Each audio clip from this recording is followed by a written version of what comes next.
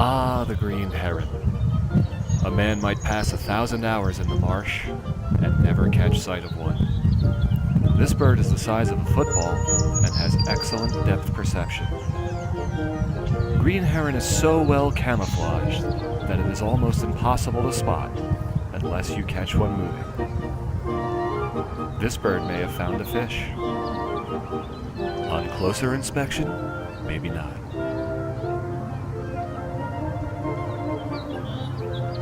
Green heron enjoys balancing on one leg and swiveling its head. Green heron may stand motionless for what seems like hours. Sometimes this stockiest of herons hunts by walking along logs and looking for prey. Green heron enjoys eating minnows, sunfish, catfish, pickerel, carp, perch, gobies, shad, silverside, eels, and goldfish. Green heron also finds insects, spiders, crustaceans, snails, small amphibians, reptiles, and even rodents to be delectable. When green heron is amused or overstimulated, he'll often emit a curious croaking sound. Amazing. And there he goes again. And again. Absolutely captivating. When green heron isn't hunting or balancing on one leg, it spends its time sleeping, sunning, or preening. Green heron's razor-sharp bill is the multi-tool of the avian world.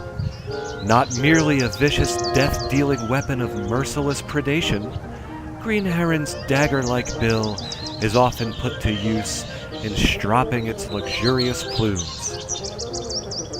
Here in 2017, this bird is rarely spotted by those who don't have a keen interest in finding it. The International Union for the Conservation of Nature lists green heron as a species of least concern. While this bird is still technically common, it has suffered a population decline of 68% between the years of 1968 and 2014. This helps to explain why green heron is unlikely to be spotted by joggers, trail runners, bicyclists, dog walkers, and random passers-by.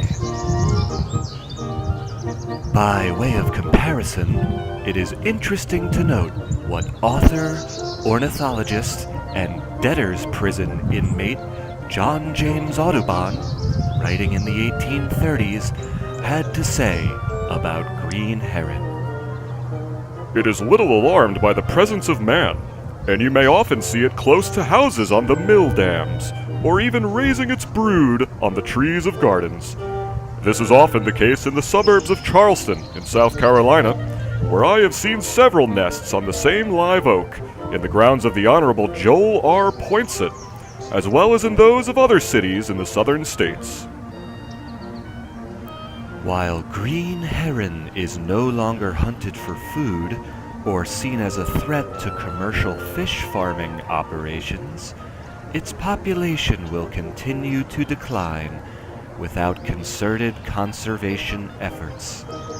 The largest threat to healthy populations of green heron is habitat loss through the draining and development of wetlands.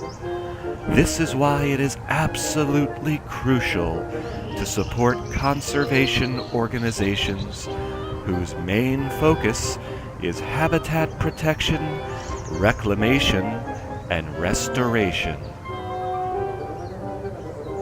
Did you know that some of the most effective conservation organizations are those created and supported by hunters and fishermen?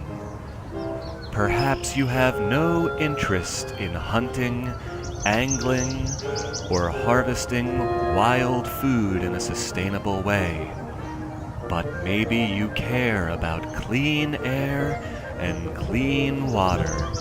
If this sounds like you, you're the perfect candidate to support one or all of the following excellent conservation organizations: Backcountry Hunters and Anglers, Trout Unlimited, Ducks Unlimited, Rocky Mountain Elk Foundation, Mule Deer Foundation, National Wild Turkey Federation, the Theodore Roosevelt Conservation Partnership. Perhaps the easiest way to support a highly effective conservation program is to walk down to your local post office and buy federal duck stamps. Over 98% of the funds raised from federal duck stamps go directly to habitat preservation, reclamation, and restoration. This is truly money well spent. Here we see green heron on the move. Green heron will often wade in water that is no more than 4 inches deep, leaving the deeper portions of the marsh to herons with longer legs. Here we see green heron employing the principles of speed, surprise, and violence of action to overwhelm a common garden snail. Delicious. Did you know that green heron is one of the few bird species to employ tools in hunting and foraging? Green heron will often use bread crusts, earthworms, and various other detritus it finds in the marsh to entice fish to come to the surface. They really know how to get that topwater bite. We hope that this short film has inspired you to go out and find green heron and to support conservation organizations that keep the bastards from putting Walmarts on every square inch of our planet Earth.